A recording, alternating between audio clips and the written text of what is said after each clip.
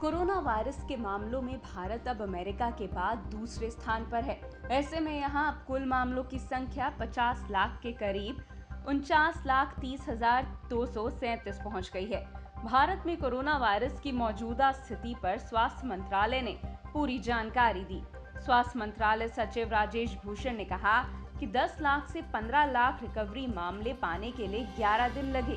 वहीं 30 से 35 लाख की रिकवरी सिर्फ 7 दिन में हो गई, यानी अब हर दिन रिकवरी दर में वृद्धि आ रही है। जो रिकवर्ड पेशेंट्स हैं उनकी संख्या 38,50,000 से ज़्यादा हो गई है। ये विश्व की हाईएस्ट संख्या में से एक है।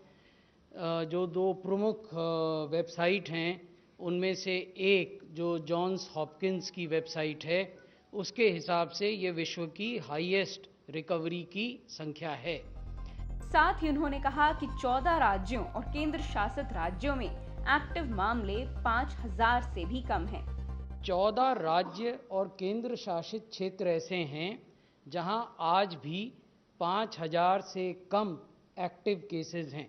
कुल 18 राज्य और संघ शासित क्षेत्र ऐसे हैं देश में जहां एक्टिव केसेस की संख्या 5,000 से लेकर 50,000 तक है और केवल 4 राज्य ऐसे हैं जहां एक्टिव केसेस की संख्या 50,000 से अधिक है।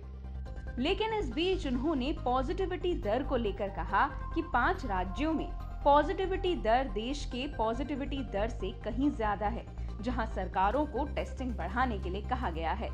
भारी तादाद में टेस्ट करता है, लेकिन दिल्ली में पॉजिटिविटी रेट 8.9% है।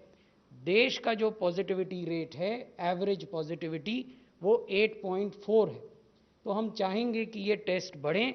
अब अगर कर्नाटक को देखें तो वहाँ 38,59,000 टेस्ट हुए हैं और पॉजिटिविटी अभी भी 12% है। तो यहाँ हमने राज्य सरकार को ये परामर्श दिया है कि टेस्टिंग को और बढ़ाने की आवश्यकता है।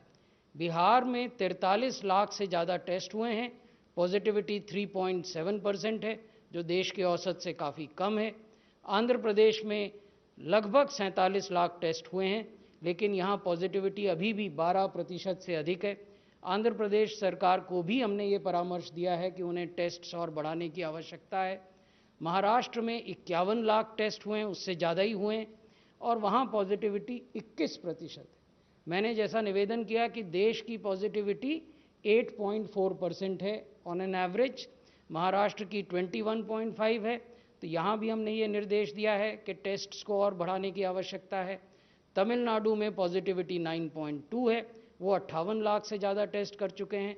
उत्तर प्रदेश में पॉजिटिविटी 4.5 है, ये 70 लाख टेस्ट कर चुके हैं। साथ ही मंत्रालय ने मृत्यु दर के मामले में 5 राज्यों का उल्लेख किया, जहां मृत्यु के मामले अब और भी बढ़ने लगे हैं। अगर हम डेली एवरेज डेथ्स देखें, जो 5 राज्य हैं जिनके बारे में अभी हमने नए केसेस का जिक्र किया, वहाँ तो आप देखेंगे कि महाराष्ट्र में ये बढ़ रहा है लगातार, जहाँ जुलाई के पहले सप्ताह में लगभग 202 मृत्यु औसतन प्रतिदिन होती थी, वो अब बढ़कर 409 हो गई हैं। कर्नाटक में आप देखेंगे जिस प्रकार नए केसेस में कुछ स्टेबिलिटी के साइन नज़र आ रहे थे, ये अब कुछ स्टेबिलिटी के आसार यहाँ भी दिखाई दे रहे हैं। उत्तर प्रदेश में जहाँ जुलाई के पहले सप्ताह में प्रतिदिन केवल 19 मृत्यु हो रही थीं, वहाँ अब ये प्रतिदिन मृत्यु बढ़ गई हैं और लगभग 70-73 के लगभग पहुँची हैं।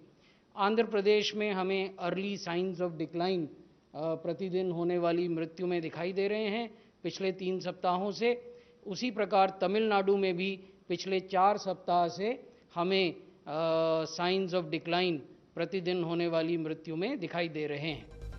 इस बीच आईसीएमआर ने वैक्सीन पर अपडेट देते हुए कहा कि भारत में 3 वैक्सीन क्लिनिकल ट्रायल के चरण में हैं।